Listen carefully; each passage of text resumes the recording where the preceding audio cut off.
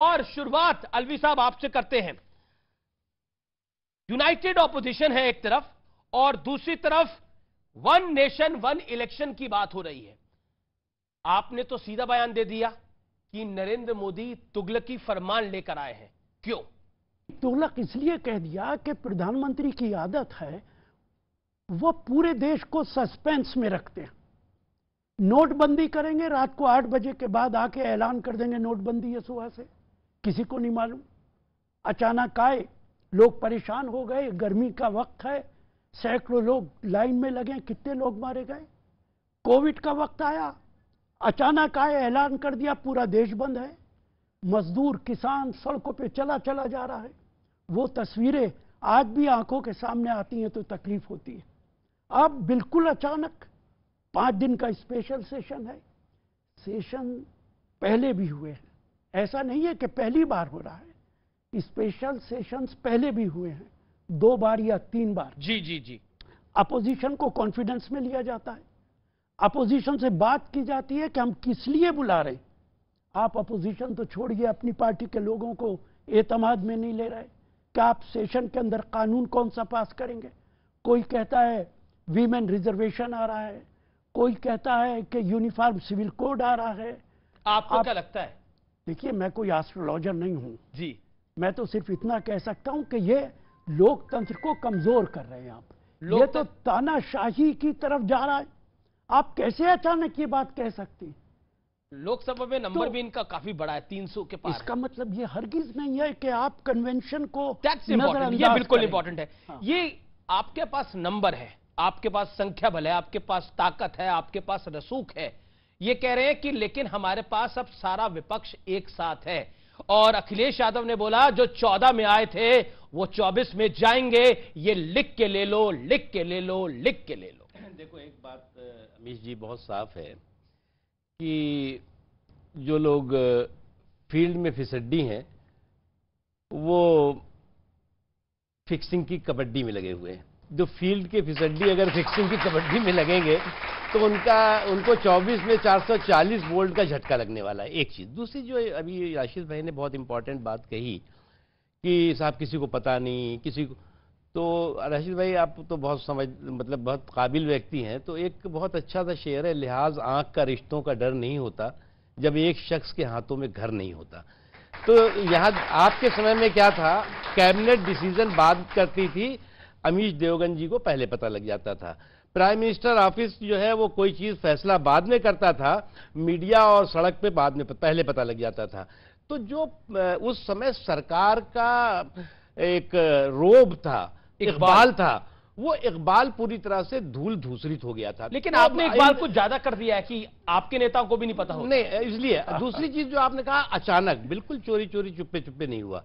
जब देश ने नरेंद्र मोदी जी को 2014 में जनादेश दिया जी, उसके बाद 2015 में, उस समय मैं पार्लियामेंट्री अफेयर मिनिस्ट्री का काम देख रहा था, उस समय प्रधानमंत्री जी का, मोदी जी का ये आग्रह था कि हमें देश को एक देश एक चुनाव की दिशा में आगे ले जाना चाहिए जी। उस समय, उस बार जो है, उसी वक्त जो है वो चुनाव आयोग को सरकार की तरफ से अनुरोध गया कि चुनाव आयोग एक देश एक चुनाव की दिशा में कदम उठाए और तैयारी करे और क्या करना है सरकार को वो बताए।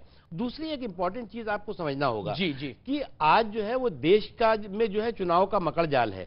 कहीं पर कारपोरेशन का चुनाव हो रहा है, पंचायत के चुनाव हो रहा है, असेंबलीज के चुनाव हो रहे हैं, विधान परिषदों के चुनाव हो रहे हैं। ये बात सही है कि 2000 लगभग 77 तक ज्यादातर एक देश एक चुनाव वाला विधानसभा और लोकसभा हुआ करते थे।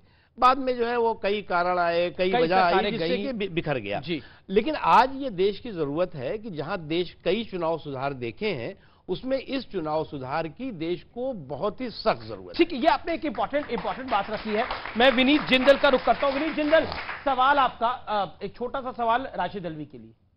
सर, मेरा राशिद जी सवाल आपसे ये है कि एक देश एक चुनाव, अभी आपने बोला कि ये बहुत जल्दी से एक आ गया, लेकिन जहां तक हम सब लोगों की नॉलेज है, पार्लियामेंट के अंदर भी इस चीज के ऊपर बात हुई है और लॉ कमीशन ने अपनी एक डिटेल रिपोर्ट दी है।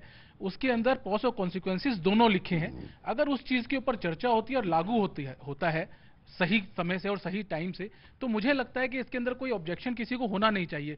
तो कांग्रेस पार्टी को इस चीज से क्या ऑब्जेक्शन है? अगर देश की अर्थव्यवस्था के अंदर वजन कम होता है, सिक्योरिटी इश्यूज कम होते हैं, तो इस चीज को अगर आगे बढ़ाया जाए तो विपक्ष को क्या प्रॉब्लम है? अच्छी चीज है जी।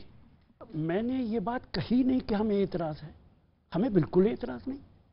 अगर असेंबलीज और पार्लियामेंट का इलेक्शन एक साथ होता है, मैं अमेरिका गया, वहाँ गवर्नमेंट ऑफ अमेरिका का मैं गेस्ट रहा, वहाँ मैंने जो उनका बैलेट पेपर देखा, उन्होंने मुझे अपना इलेक्शन का सारा तरीक़ाकार बताया। प्रेसिडेंट के इलेक्शन के साथ साथ सेनेटर का भी होता है, लोअर हाउस का भी होता है, मेयर का भी होता है, सारे इलेक्शन एक बैलेट पेपर पे। बल्कि वो बैलेट पेपर अगर आप कहते तो मैं ले आता, यहाँ पे आपको दिखाता, इतना बड़ा बैलेट पेपर है, हमें कोई एतराज नहीं। लेकिन हमें तो ये पता ही नहीं है कि वन नेशन वन इलेक्शन की सूरत क्या होगी, उसका ब्लूप्रिंट क्या है, वो कानून क्या है। मेरे बहुत अजीज दोस्त हैं नकवी भाई, मैं इनसे पूछता हूं, आपने सारी बातें कह दी, क्या आप यकीन के साथ कह सकते हो कि यह कानून आ रहा है इस सेशन के अंदर? आप भी नहीं कह सकते, आप भी नहीं कह सकते ये बात कि यह कानून बनने वाला है। और आप सवाल कर रहे हैं जी, आप भी नहीं कह सकते कि यह कानून बनने वाला है। क्या ये लोकतांत्रिक मर्यादा है? क्या आप पूरे देश को अंधेरे में रखना चाहते हैं? क्या इस देश का 145 करोड़ आबादी के देश का फैसला एक आदमी करेगा कि वो जो मर्जी आए करे? सैयद जवाद एक सवाल पूछना चाहते हैं, क्या सवाल है सैयद जवाद?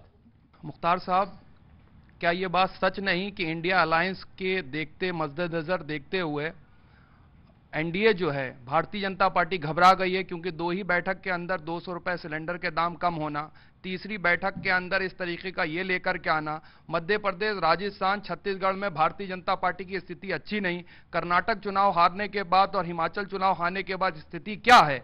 क्या ये सब देखते हुए आप ये नहीं कह सकते हैं कि देश की जो स्थिति बन रही है, भारतीय जनता पार्टी के लिए हालात बहुत मुश्किल हैं? और अपनी बात एक शेर से मुकम्मल करता हूं कि चलते हैं दबे पांव के कोई जाग ना जाए, गुलामी के असीरों की यही खास अदा है, और होती नहीं जो कौम हक बात पे यकजा, उस कौम का हाकिम ही फकत उसकी सजा है। क्या हम उस तरफ नहीं बढ़ रहे हैं जिस तरफ चाइना बढ़ रहा है? जी, आपने बड़ा आरोप लगाया, आपने बोला हम उस तरफ तो नहीं बढ़ रहे जहां चाइना बढ़ रहा है। देखो एक बात बताए, हम एक तरफ एक देश एक चुनाव की बात कर रहे हैं और आप कह रहे हैं कि उस तरफ तो नहीं बढ़ रहा है जिस तरफ चाइना बढ़ रहा है, तो आप खुद ही विरोधाभासी सवाल कर रहे हैं। मैं उस पर इतना ही कहूंगा कि आज की तारीख में न डरने की जरूरत है, न किसी को डराने की जरूरत है, क्योंकि नरेंद्र मोदी जी के काम की गिनती ने जो सो कॉल्ड अभी गठबंधन बन रहा है उसका गणित बिगाड़ दिया है। और अगर गणित बिगड़ जाता है तो फिर इसी तरह की बातें, गलतफहमियां होती हैं, क्योंकि इस पूरे के पूरे गठबंधन में ख्वाहिशें एक है लेकिन खानदान अनेक। हजारों ख्वाहिशें ऐसी कि जिस हर ख्वाहिश पे दम निकले, बहुत निकले, मगर अरमान फिर भी मेरे कम निकले। लेकिन